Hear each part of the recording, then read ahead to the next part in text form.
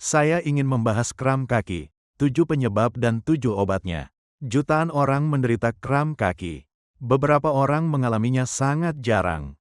Beberapa orang mengalaminya hampir setiap hari. Jika Anda merasa konten ini bermanfaat, silakan berlangganan ke saluran ini untuk mendapatkan lebih banyak video seperti ini. Sekarang mari kita bahas 7 penyebab kram kaki. Dan kemudian kita akan membahasnya di akhir setiap penyebab. Saya akan langsung membahas tentang obatnya setelah itu sehingga Anda bisa mengetahuinya sendiri.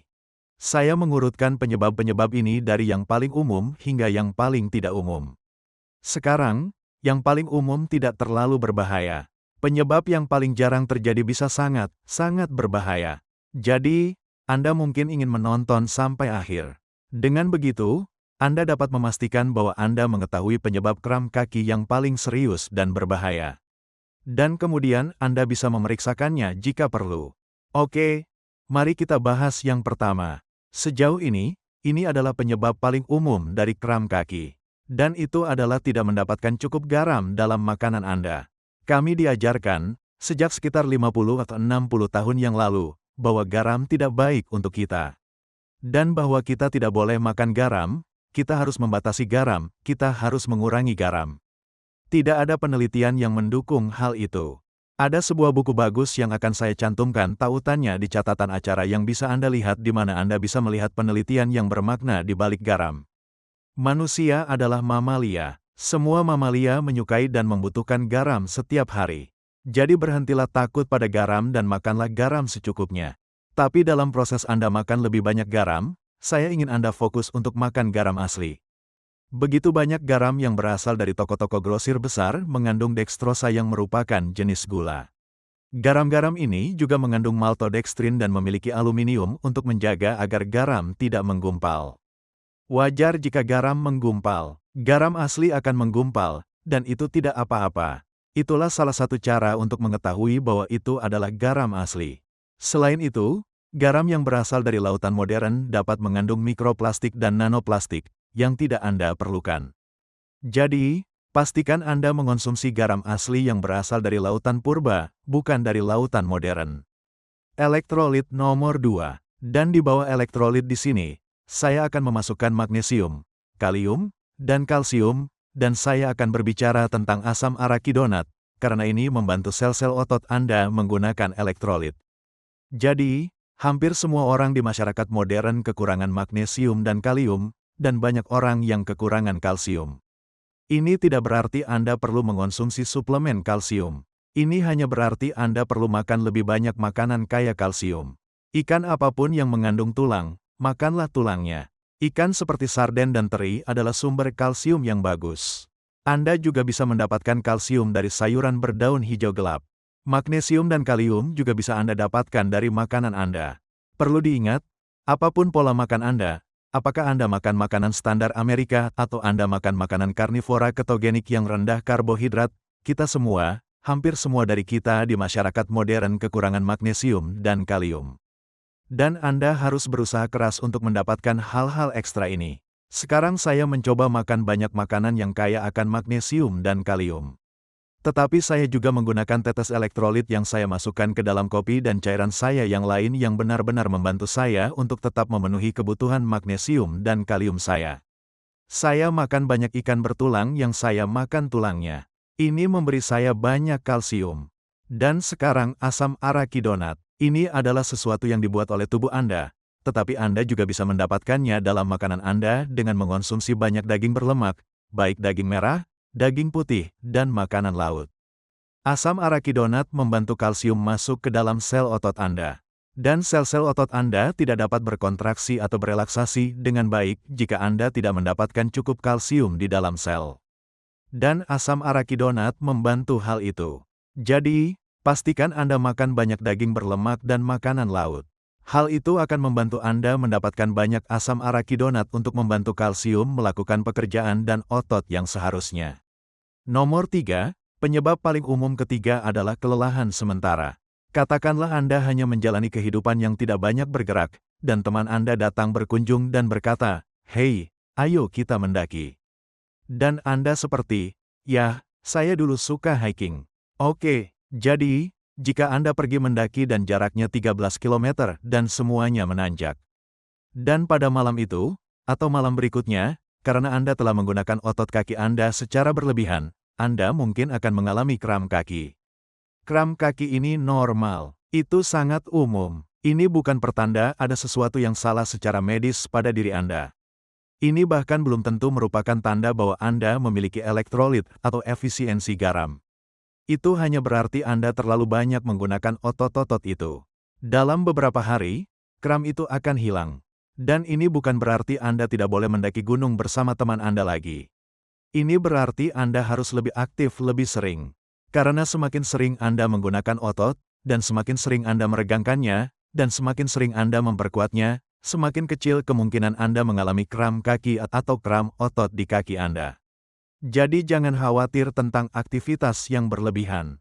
Nomor 4 adalah obat-obatan. Sekarang banyak orang yang tidak menyadari bahwa obat-obatan benar-benar dapat meningkatkan risiko Anda mengalami kram kaki. Sejauh ini, obat yang paling umum untuk hal ini adalah obat statin, yang menurunkan kolesterol total dan kolesterol LDL Anda. Orang-orang menggunakan obat ini karena berpikir bahwa obat ini menurunkan risiko serangan jantung dan stroke. Penelitian tentang hal ini tidak jelas dan paling buruk adalah konyol. Tetapi salah satu efek samping yang paling umum dari obat statin, yang meliputi Zocor, Lipitor, Crestor, adalah bahwa semua hal ini akan menyebabkan Anda mengalami nyeri otot, nyeri sendi, dan kram otot di kaki Anda. Obat-obatan yang paling umum berikutnya yang dapat menyebabkan kram kaki adalah obat yang mencoba meningkatkan kepadatan tulang Anda. Jika Anda telah didiagnosis menderita osteoporosis, jika Anda ingin berhenti minum obat semacam itu, jika Anda mengalami kram kaki akibatnya, bicarakan dengan dokter Anda. Anda sebenarnya dapat memperkuat tulang Anda secara alami tanpa mengonsumsi banyak obat resep. Semua estrogen palsu, seperti estradiol, estrates, premarin, estrogen apapun yang Anda konsumsi dalam bentuk pil adalah estrogen palsu. Dan mereka tidak hanya dapat meningkatkan risiko kram kaki, tetapi juga pembekuan darah di kaki Anda. Ini adalah penyebab lain dari kram kaki yang akan saya bahas di bawah ini. Namun jika Anda ingin mengoptimalkan hormon Anda, gunakanlah hormon asli yang bioidentik.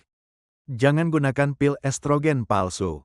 Obat lain yang akan meningkatkan risiko kram kaki Anda adalah obat antiinflamasi yang bersifat non-steroid, termasuk ibuprofen.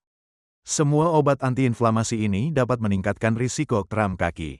Penghambat saluran kalsium mengutak-atik saluran kalsium. Dan mereka tidak hanya bermain-main dengan yang ada di jantung Anda dan di pohon arteri Anda, tetapi juga yang ada di otot lurik atau otot rangka Anda. Jadi, jika Anda menggunakan penghambat saluran kalsium dan Anda telah mempertimbangkan penyebab kram kaki yang paling umum ini, Anda dapat berbicara dengan dokter Anda tentang pilihan obat lain. Cipro atau ciprofloxacin yang merupakan antibiotik dapat menyebabkan masalah pada otot dan tendon dan kram otot serta kram kaki adalah gejala yang sering saya dengar. Celexa, yang merupakan penghambat reuptake serotonin dapat meningkatkan risiko kram kaki. Jadi, jika Anda menggunakan Celexa atau salah satu dari SSRI, Anda dapat berbicara dengan dokter Anda tentang mengurangi dosis atau mengganti dengan yang lain atau berhenti jika Anda mengalami kram kaki. Baiklah, saya akan bertanya kepada Anda, jika Anda pernah mengonsumsi obat yang menurut Anda menyebabkan kram kaki, tuliskan komentar di bawah ini apa nama obat tersebut. Dan apakah kram kaki berhenti setelah Anda berhenti minum obat tersebut? Karena banyak orang yang mengonsumsi obat-obatan ini berpikir bahwa mereka sama sekali tidak berbahaya.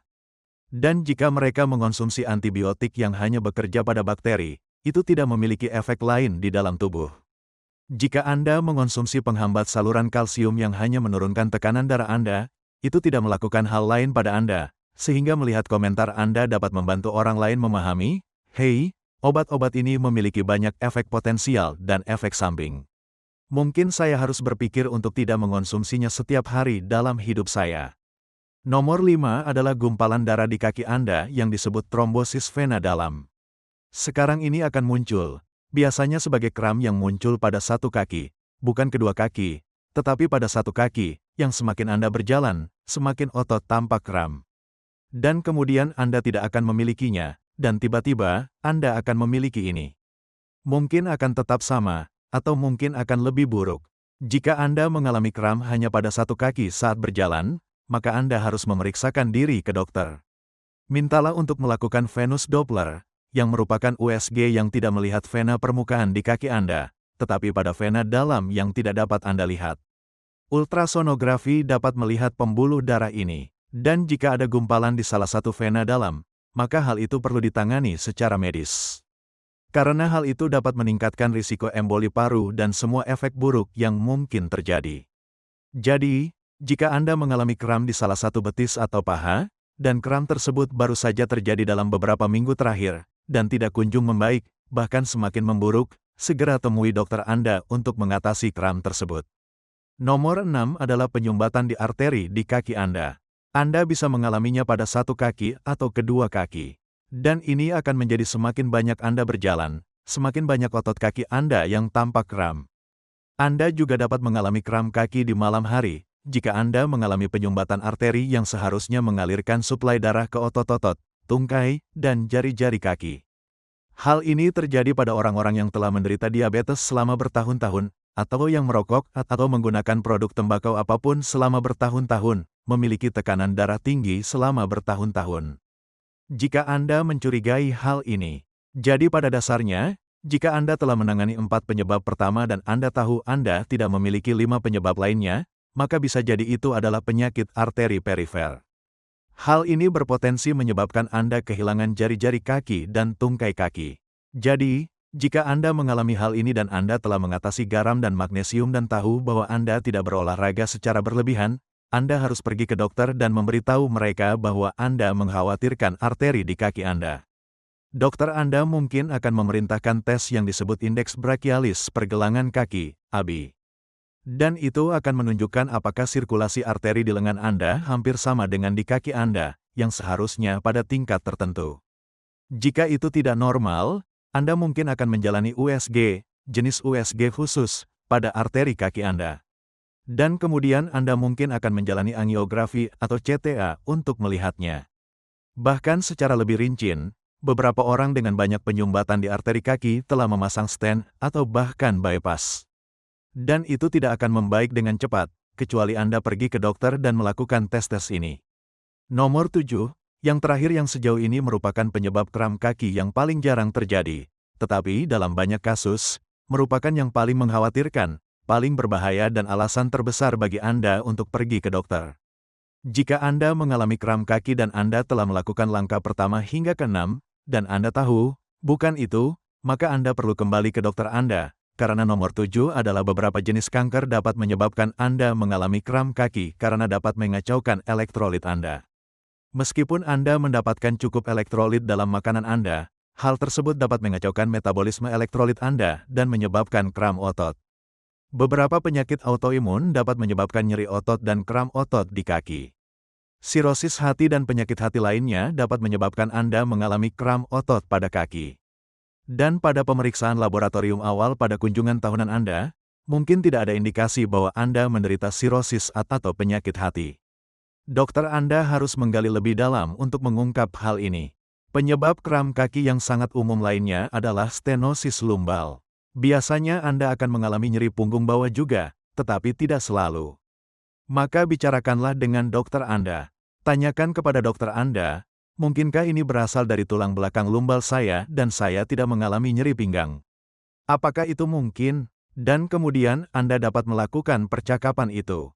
Sekarang ini adalah, sejauh ini, 7 penyebab kram kaki yang paling umum dan 7 pengobatannya, atau setidaknya 7 intervensi yang menyertainya.